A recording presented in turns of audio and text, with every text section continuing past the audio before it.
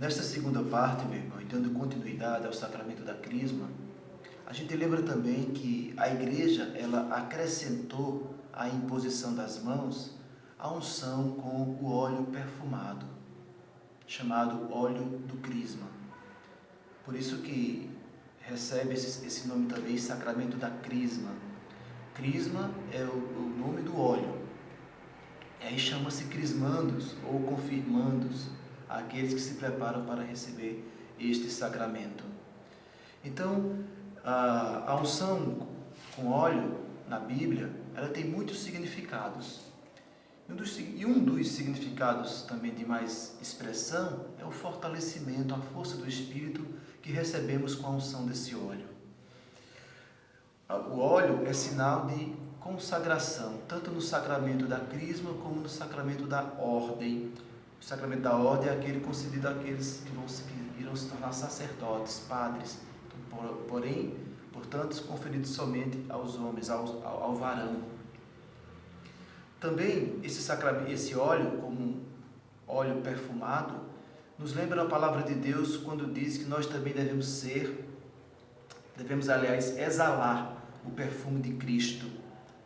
Essa unção desse perfume em nós faz com que a gente transmita esse perfume de Cristo, o cheiro de Deus, para que possamos levar Deus às outras pessoas com a força do Espírito Santo de Deus.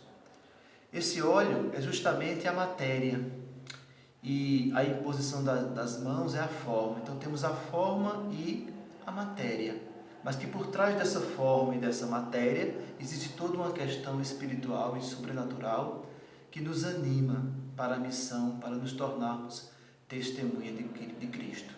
Pois na verdade somos crismados para nos tornar testemunhas de Cristo ressuscitado em meio ao mundo, sendo verdadeiros profetas, reis e sacerdotes no meio do povo. Esse óleo santo, o óleo do Crisma, ele é consagrado na Semana Santa, na Quinta-feira Santa, na Missa do Crisma, naquela mesma missa em que os sacerdotes renovam suas promessas sacerdotais. Então o bispo, ele unge esse óleo, o consagra-o e todos os padres levam esse óleo para toda a sua diocese, para todas as paróquias, para crismar os jovens, os adolescentes e os adultos. Então esse nome cristão vem de ungido. Então Cristo é aquele que foi ungido por este óleo. Lá na Igreja do Oriente, eles não chamam crisma, chamam crismação, essa unção, a crismação. Também lembramos que nós recebemos, na maioria dos casos, a maioria das pessoas recebem 2 vezes esse óleo do crisma. Recebe a primeira vez no batismo e uma segunda vez no dia da sua confirmação. Há alguns ainda que recebem uma 3ª vez, quando se tornam sacerdotes. E outros que se tornam bispos recebem uma 4ª vez. Mas a maioria recebe 2 vezes. Na primeira unção, lá no batismo, ela é realizada pelo padre. E o padre nos faz, com essa unção, participar do tríplice munus de Cristo, que é justamente a função profética, a função sacerdotal e a função régia. Ou seja, nós nos tornamos profetas, sacerdotes e reis pela unção do batismo. Também, nessa primeira unção, aliás, ainda, nós somos selados com a marca de Cristo, com o caráter de Cristo. Diz o Catecismo da Igreja Católica que, aliás, no parágrafo 1296, que esse selo que nós recebemos na alma por essa unção com o óleo do crisma, veja, diz assim aqui, parágrafo 1296. Este selo do Espírito Santo marca a pertença total a Cristo, mas também é a promessa da proteção divina na grande provação escatológica, ou seja, na segunda vinda de Cristo.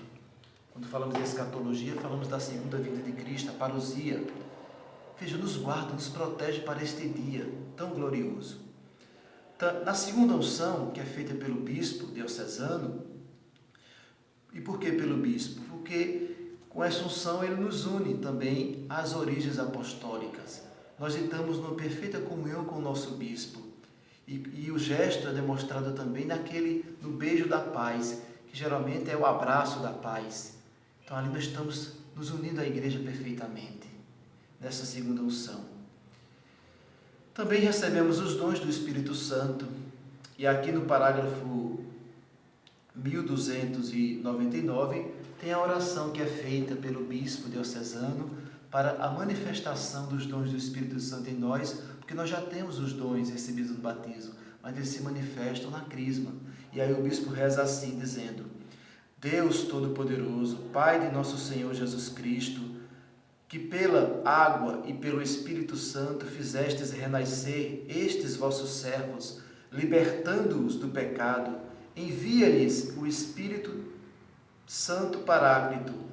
Dá-lhes, Senhor, o espírito de sabedoria, que é um dom do Espírito Santo, e inteligência, o espírito de conselho e fortaleza, o espírito da ciência e piedade, e enchei-os do espírito de vosso temor, por Cristo nosso Senhor. Amém.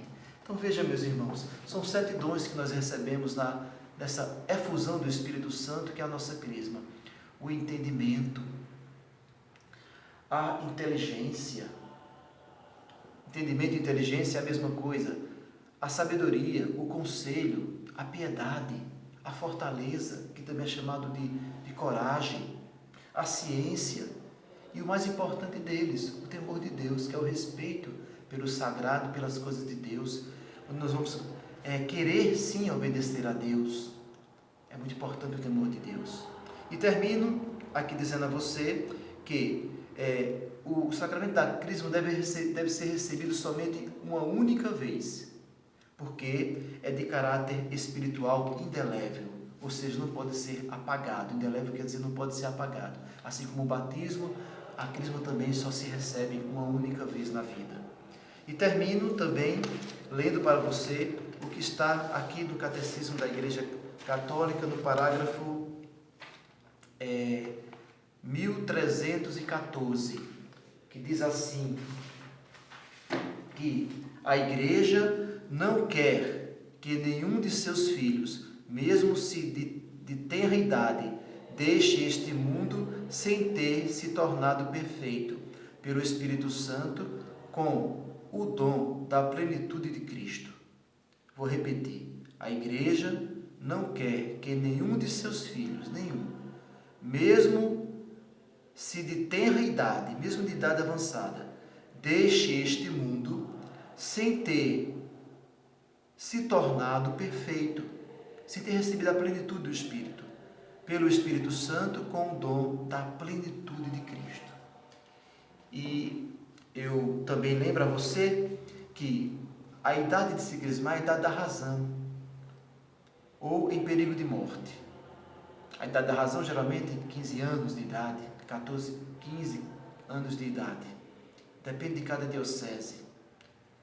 Também não confundir a idade adulta da fé com a idade adulta do crescimento natural. Não confunda isso também.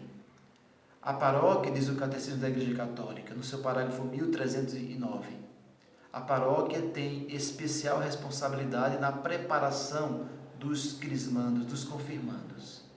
Então, a obrigação da paróquia preparar os seus crismandos, nossos encontros de crisma. Então, nós, para se crismar também, devemos estar em estado de graça, e por isso, todas as vezes que antecede a recepção desse sacramento, é necessário também receber o sacramento da confissão. Se puder, o padrinho do batismo seja também o seu padrinho da crisma. A sua madrinha de crisma seja a madrinha da crisma. A igreja nos orienta nisso.